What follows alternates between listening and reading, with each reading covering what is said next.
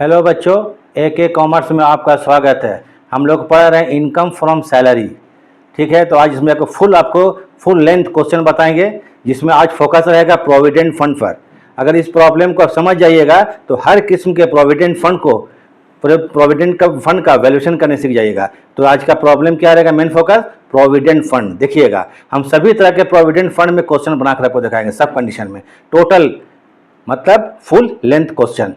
ठीक है, तो चलिए क्वेश्चन शुरू करेंगे और आप लोग थोड़ा आखिरी तक देखिए तो समझ में आएगा, क्योंकि इनकम टैक्स है, थोड़ा ध्यान से देखना पड़ेगा और देखिएगा एकदम क्लियर हो जाएगा। तो कहने का मतलब ये है कि अगर वीडियो ठीक लगता है तो लाइक एंड सब्सक्राइब कर देंगे। चलिए, बस और कुछ नहीं बोलेंगे, तो एक पूरा क्वेश्चन बनाएंगे और मेन आज फोकस क्या रहेगा? प्रोविडेंट फंड पर। किस पर रहेगा? प्रोविडेंट फंड पर। तो सबसे पहले क्वेश्चन शुरू करते हैं। तो चलिए देखिए, Mrs P is an employee. Mrs P एक एम्प्लॉई है, getting a monthly salary of 50,000।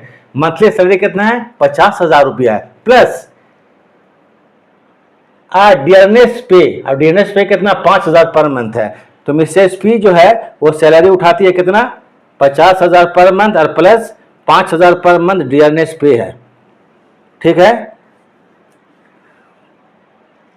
इतना कुछ होने के बाद पहले हम कॉलम बना लेते हैं, अब क्वेश्चन बनाएंगे हम लोग। ठीक है, देखिए,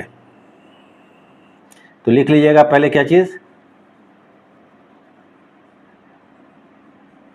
statement of taxable income. Taxable income of कौन है? Mrs P, MRS, Mrs P, for the assessment year, for the assessment year 2025 and 2026।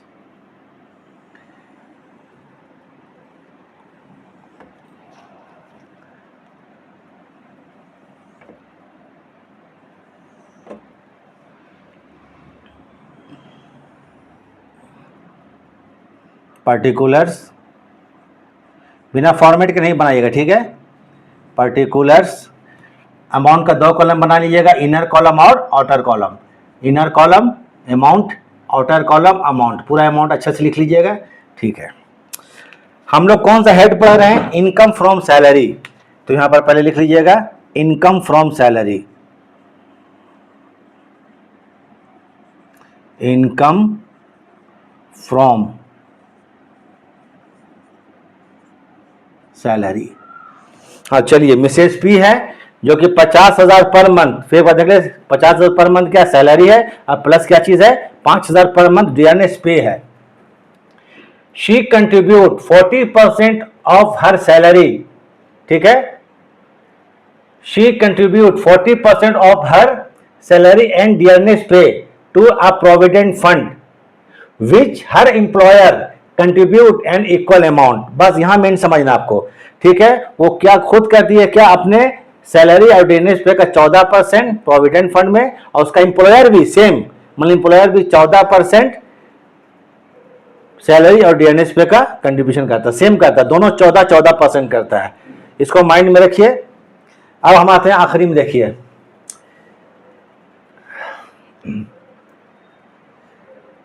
बोलता है what will be her taxable salary. उसका टैक्सेबल सैलरी क्या होगा असेसमेंट 2025 और 26 में, इफ द प्रोविडेंट फंड। आज मन फोकस क्या है? प्रोविडेंट फंड पर, इस पर इसलिए जोर दे रहे हैं। प्रोविडेंट फंड पहले क्या है? स्टैट्यूटरी प्रोविडेंट फंड होगा, तब क्या ट्रीटमेंट करेंगे?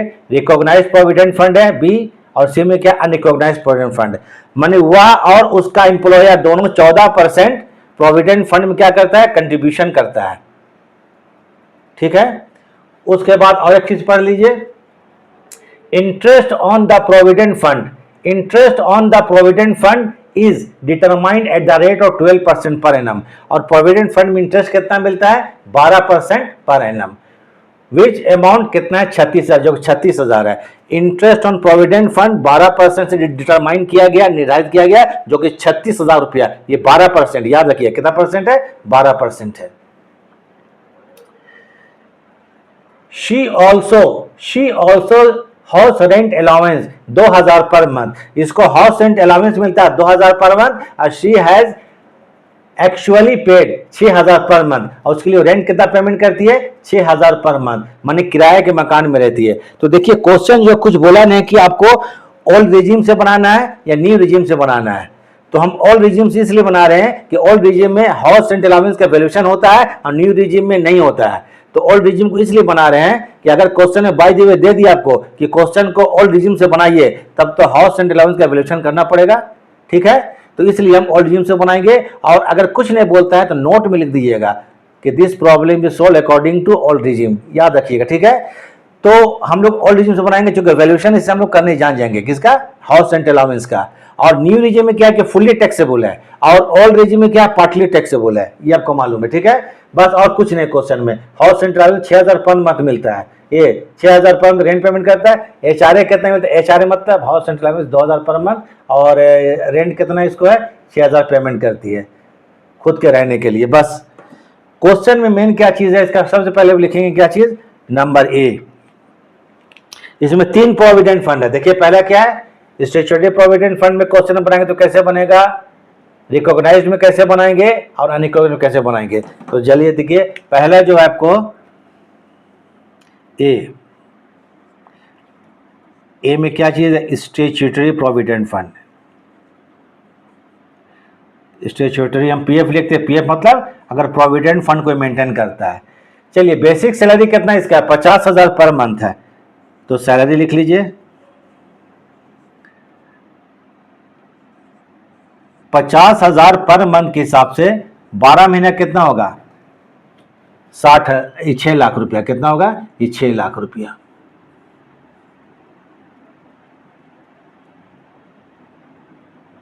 चलिए 6 लाख हो गया 50,000 के हिसाब से।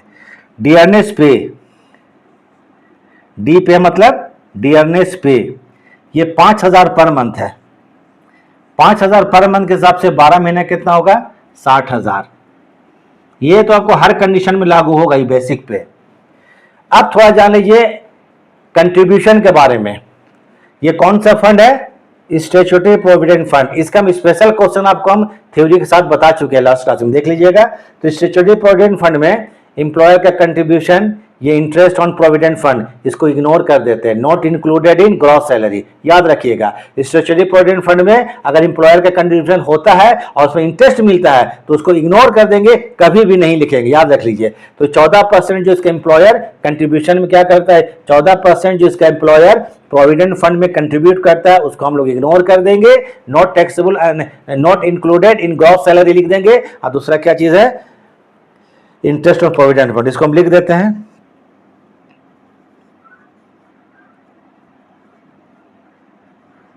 एम्प्लॉयर कंट्रीब्यूशन इन एसपीएफ लिख रहे हैं। एसपीएफ मतलब क्या होता है, स्टैट्यूटरी प्रोविडेंट फंड डैश, इसको लिख लीजिए नॉट इंक्लूडेड, नॉट इंक्लूडेड। अगर आप लोग थ्योरी हमारा नहीं देखे हैं तो यहां भी क्लियर हो जाएगा आपको, नॉट इंक्लूडेड इन जीएस मतलब ग्रॉस सैलरी। दूसरा आता है आपको इंटरेस्ट ऑन प्रोविडेंट फंड, क्या चीज है, इंटरेस्ट,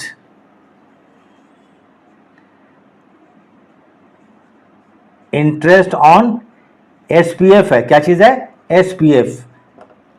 ये भी आपको not included in gross salary, gross salary में शामिल नहीं होगा।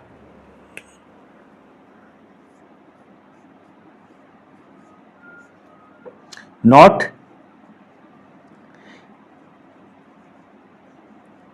इंक्लूडेड इन ग्रॉस, चलिए लिखे दिए पूरा salary, not included in gross salary. अब एचआर है, इसका वैल्यूएशन करना पड़ेगा, यहां पर जगह नहीं है, पेज को चेंज करना पड़ेगा। क्या करना पड़ेगा, पेज को हमको चेंज करना पड़ेगा। तो ये कितना हो जाएगा आपको 6,60,000। इसको लिख लीजिए बैलेंस सीएफडी, पेज को चेंज कीजिएगा तो बैलेंस सीएफडी मतलब कैरिड फॉरवर्ड, इसको उतार लीजिए, ठीक है। हमको यहां पर ध्यान ये रखना है कि अभी कौन चल रहे हैं हम लोग, स्टैट्यूटरी एसपीएफ चल रहे हैं, एसपीएफ से हम लोग बना रहे हैं, ठीक है। 3 कंडीशन में क्वेश्चन बना, टैक्सेबल निकालना है। हो गया आप लोगों को ये स्क्रीनशॉट?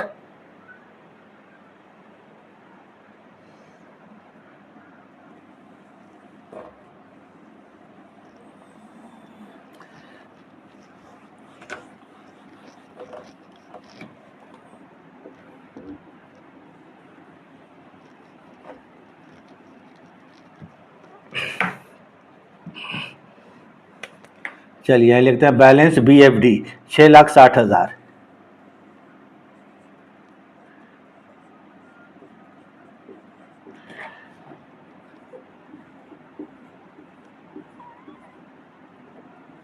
अब यहां आप लोग हाउस रेंट अलाउंस इसका वैल्यूएशन करेंगे, किसका? House rent allowance.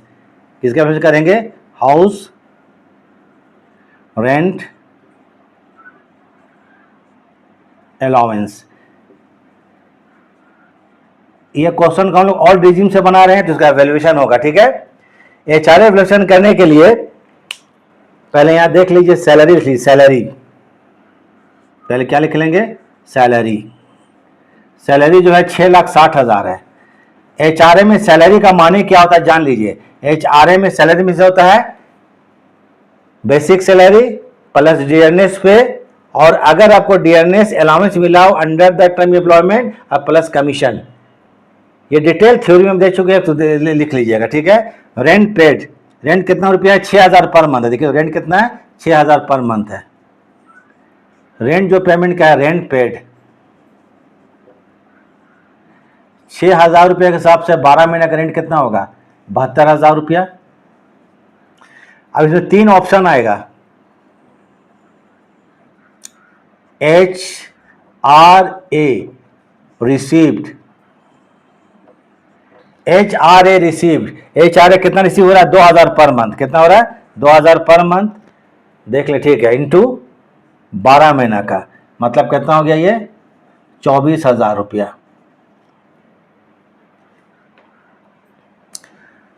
दूसरा ऑप्शन आएगा excess rent paid over 1/10 of salary. Access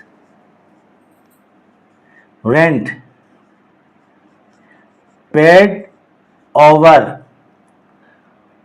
1/10 of salary. Rent कितना है? 72,000 रुपया है। सैलरी का 1/10, तो 1/10 कितना होगा सैलरी का? आपको 6,60,000 का 1/10 चेक कर लीजिए कितना होगा? 66,000। चलिए चेक कर लेते, कोई दिक्कत नहीं है।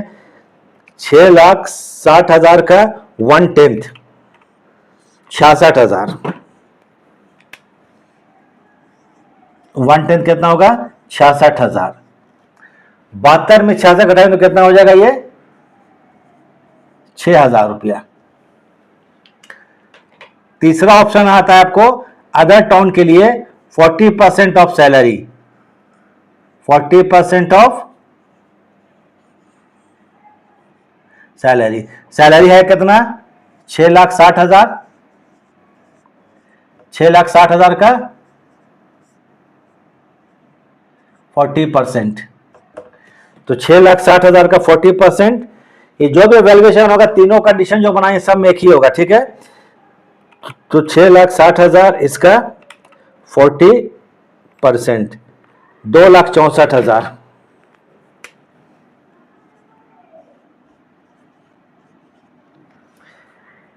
ठीक है, इसमें आ जाइए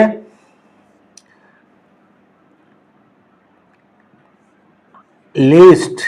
लिस्ट मतलब कम। List of the above exempted, जो ऊपर में सबसे कम होगा वो हमको एचआरए में छूट मिल जाएगा, ठीक है। तो इसमें कहने का अर्थ यह होता है कि सबसे कम को ये एचआरए कितना रिसीव कर रहे हैं? 24,000 का एचआरए मिल रहा है। सबसे कम को कौन है? 6,000 रुपया है। ये 6,000 सबसे कम है। तो इसको जो कितना होगा 16,000 रुपया क्या हो जाएगा टैक्सेबल HRA हो जाएगा। कितना होगा 16,000। तो HRA कितना हो जाएगा हाउस रेंट अलाउंस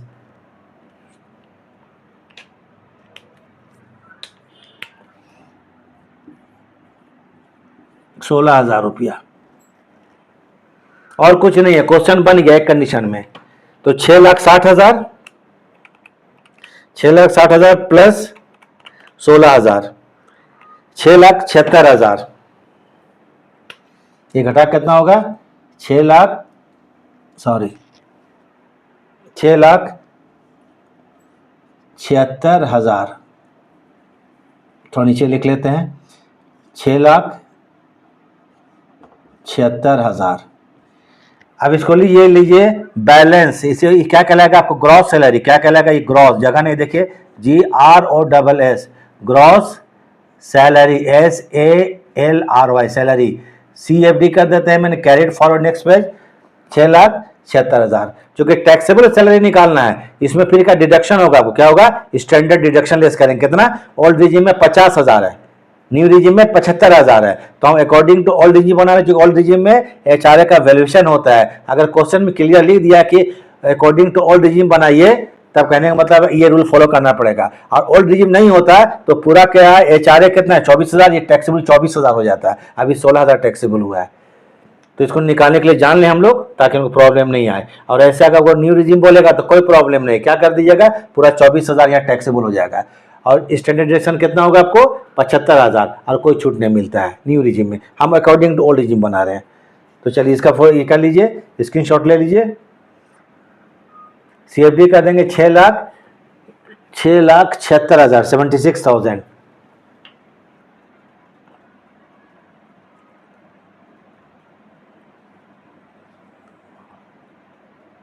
चलिए इसको हम खत्म कर देते हैं। अब आगे चलते हैं इसके बाद 6,76,000 रुपये का ग्रॉस सैलरी आया हमारा ठीक है ग्रॉस।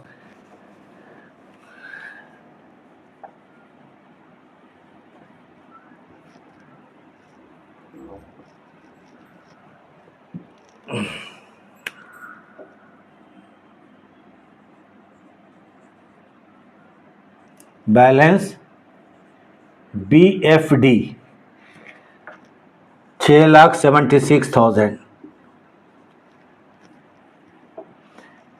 ये हो गया।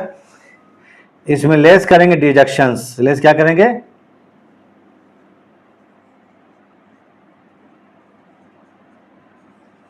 डिडक्शंस यहाँ केवल एक ही छूट है क्या है स्टैंडर्ड डिडक्शन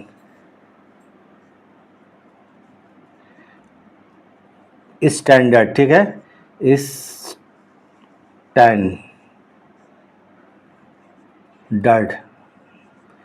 डिडक्शन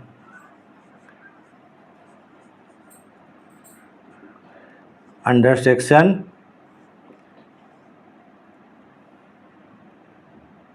16(1)(a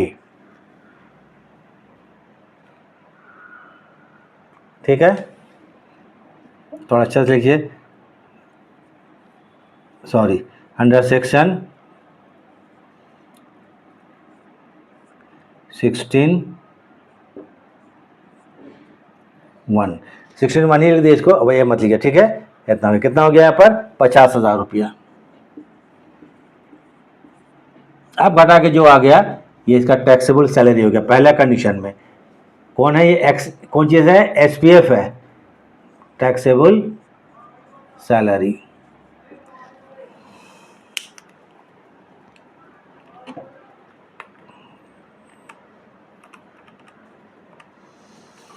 $6,26,000 6,26,000 ये क्या था SPF अगर रखता था तब SPF था ठीक है पहले SPF। अब दूसरा ये बी में रिकॉग्नाइज्ड प्रोविडेंट फंड माने RPF रिकॉग्नाइज्ड। चलिए इसको आप लोग स्क्रीनशॉट हो गया बन गया।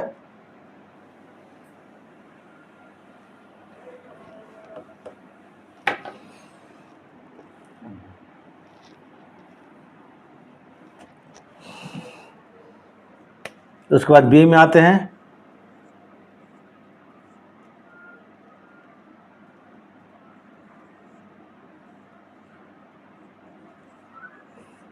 Recognised PF means provident fund. Question भैया क्या फिर पढ़ लीजिए, मिसेज है तो पहले आज ये बेसिक सैलरी लिखेंगे ही। सैलरी जो है 50,000 पर मंथ है, 50,000 के हिसाब से 12 महीना का ये 6 लाख रुपया एकदम आएगा।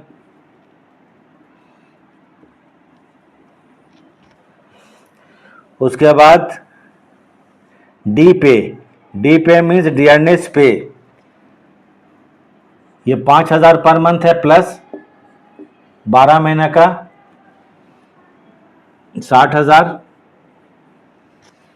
एक चीज ध्यान रख लीजिए, सबसे इंपॉर्टेंट चीज देखिए, जो इंप्लॉयर का कंट्रीब्यूशन 14% था केवल आरपीएफ में ही लागू होगा, एकदम याद रखिए, केवल आरपीएफ में ही लागू होगा और कोई भी प्रोविडेंट फंड में लागू नहीं होता है, चाहे वो एसपीएफ हो, चाहे वो अनरिकॉग्नाइज्ड हो, चाहे वो पब्लिक प्रोविडेंट फंड हो, 4 तरह का होता है। सिर्फ आरपीएफ जो होता है उसी में आपको क्या होता है, ये टैक्सेबल होता है। ठीक है, आरपीएफ जब हम लोग होता है आरपीएफ में ही आपको इंप्लॉयर का कंट्रीब्यूशन का वैल्यूएशन करेंगे, अन्यथा नहीं करेंगे। ठीक है, तो करना पड़ेगा यहां पर, आप जब समझाते देख लीजिए यहीं पर। तो इंप्लॉयर कंट्रीब्यूशन आरपीएफ में कितना 12% तक एग्जेम्प्टेड है। इंप्लॉयर कंट्रीब्यूशन इन आरपीएफ 12% तक माफ है, लेकिन इंप्लॉयर कितना कर रहा है आपको 14% कर रहा है। 12% तक का माफ है लेकिन 14% कर रहा है, तो थोड़ा इसको डिटेल में देख लीजिए। ठीक है, तो यहां लिखिए एम्प्लॉयर्स यहां पर लागू होगा, एम्प्लॉयर्स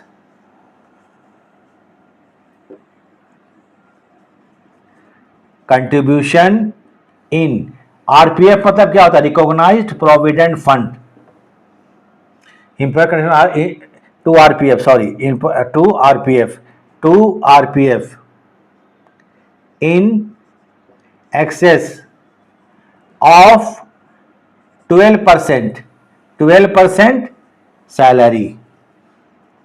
तो चलिए 12% सैलरी, यहां सैलरी मतलब कितना होगा आपको, ये 6 लाख और प्लस 60,000, 6,60,000। और अगर कमीशन होता तो उसको भी शामिल करते हैं, क्योंकि आरपीएफ का जब वैल्यूएशन करते हैं तो जो एचआरए का सैलरी का माने होगा वो आरपीएफ में सेम होता है। तो अब आज इंप्लॉयर कंट्रीब्यूशन कितना रब करते हैं,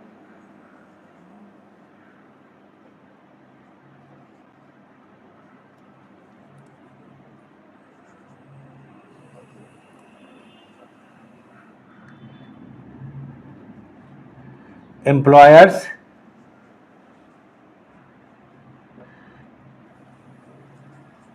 कंट्रीब्यूशन टू आरपीएफ, ये कितना है 14% ऑफ सैलरी है, 14% ऑफ सैलरी में 6,60,000, 6,60,000 का 14% निकाल के देखिए तो कितना आएगा, एम्प्लॉयर कंट्रीब्यूशन 6,60,000 का 14% 92,400, ये कितना आ रहा है 92,400। उसके बाद यहां लेस करेंगे एग्जेम्प्टेड, लेस क्या करेंगे एग्जेम्प्टेड, जो करमुक्त आपको कितना तक माफ है 12% तक। एग्जेम्प्टेड जो है एग्जेम्प्टेड 12% ऑफ 6,60,000, 6,60,000 का 12% निकालते हैं, 6,60,000 का 12% एग्जेम्प्टेड है, करमुक्त है, लेस कर दीजिएगा। तो 6,60,000 का 12% माफ है, मतलब 79,200, 79,200। तो आरपीएफ का वैल्यूएशन कितना हो गया 92,400, 92,400 माइनस 79,200, तो कितना हो गया 13,200 में टैक्स लगेगा, तो इसका वैल्यूएशन कितना हो गया 13,200 रुपया। चलिए ठीक है, क्लियर है। पेज को चेंज करना पड़ेगा क्योंकि यहां पर तो होगा नहीं, तो टोटल जोड़ देते हैं यहां पर।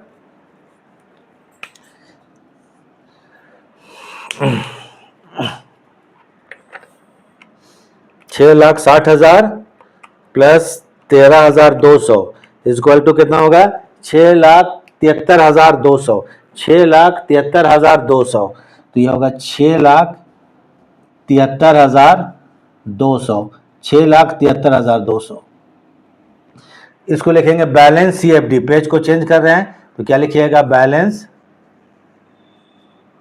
CFD carried forward. इसका स्क्रीनशॉट लीजिए।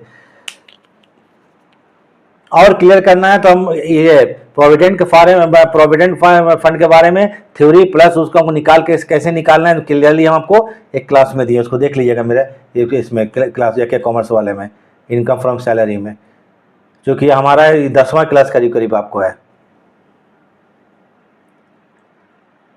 चलिए स्क्रीनशॉट ले लीजिए, हो गया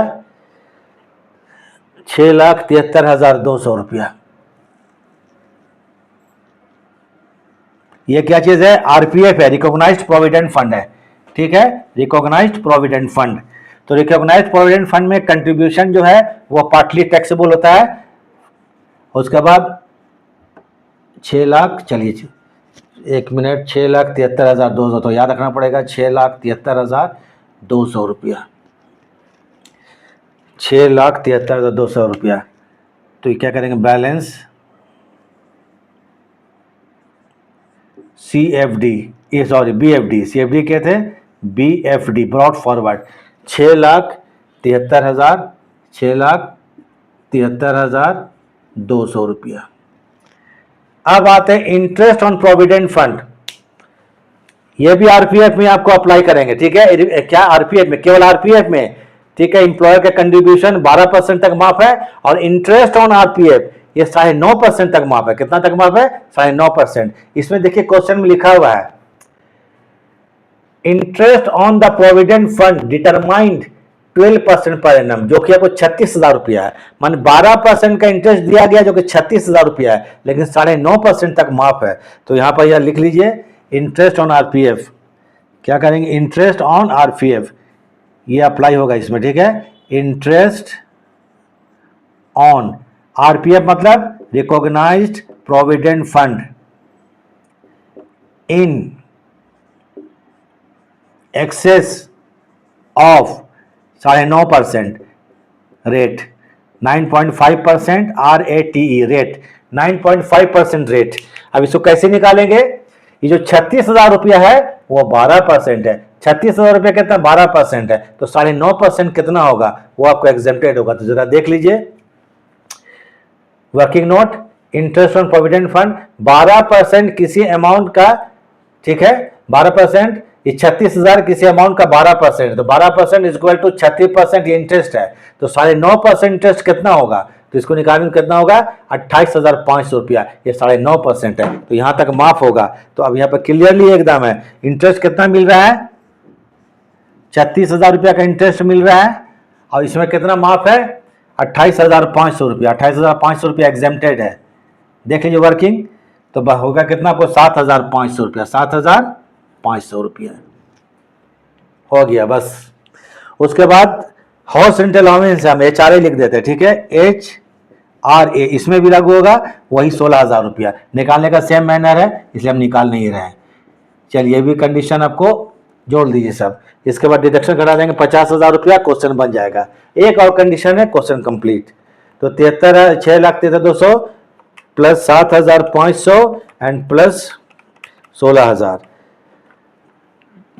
तो 6,96,000, 6,96,000, 6,96,700, 700 ये कहलाएगा ग्रॉस सैलरी। क्या कहलाएगा ये, ग्रॉस सैलरी। हमको निकालना क्या चीज, टैक्सेबल सैलरी। इसमें लेस का क्या करेंगे, deduction.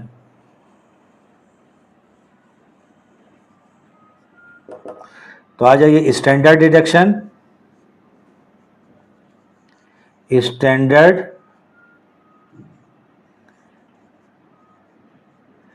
Deduction under section 16I1, ठीक है, ये 50,000 रुपया।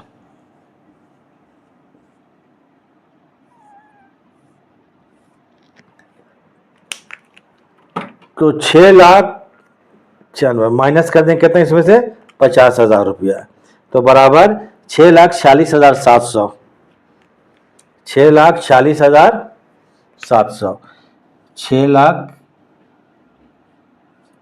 6,46,700, ये हो गया टैक्सेबल सैलरी।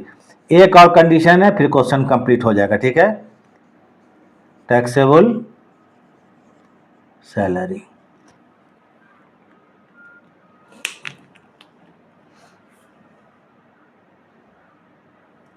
इसका स्क्रीनशॉट ले लीजिए।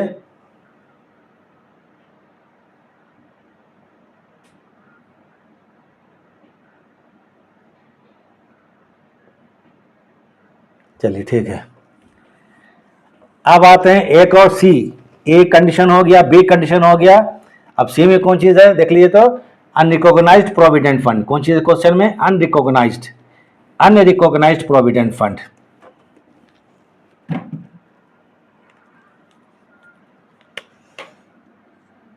सी, unrecognized provident fund. Basic salary सब में होगा, इसमें भी कितना? 50,000 पर मंथ है, ये क्वेश्चन है। 50,000 पर मंथ है, तो ये 50,000 पर मंथ के हिसाब से 12 महीने कितना होगा? 6 लाख रुपया हो जाएगा। उसके बाद डियरनेस पे, डी पे, डियरनेस पे, ये 5,000 पर मंथ है, 12 महीने के लिए 60,000 रुपया। इसमें भी इंप्लॉयर का कंट्रीब्यूशन और इंटरेस्ट ऑन प्रोविडेंट फंड ये लागू नहीं होगा, इसको एग्जेम्प्ट कर देंगे। तो employer contribution, employer contribution in UPF, UPF मतलब अनरिकॉग्नाइज्ड प्रोविडेंट फंड, इसमें लिख लीजिए नॉट इंक्लूडेड, नॉट, इसको शामिल नहीं करेंगे, नॉट इंक्लूडेड हो गया। उसी प्रकार से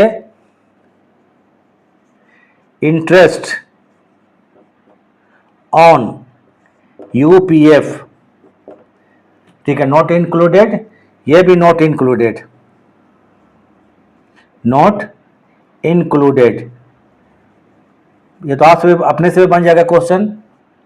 उसके बाद हाउस रेंट अलाउंस 16,000, इसमें भी लागू होगा, सेम मैनर। HR है, हाउस रेंट अलाउंस कितना था? 16,000 रुपया हो गया, ग्रॉस सैलरी निकल गया इसका। इसमें लेस कर देंगे डिडक्शन, क्वेश्चन कंप्लीट। क्योंकि पहले ऐड कर ले, 6,60,000 प्लस 16,000, 6,76,000, 6,76,000, ये आपको हो गया ग्रॉस सैलरी।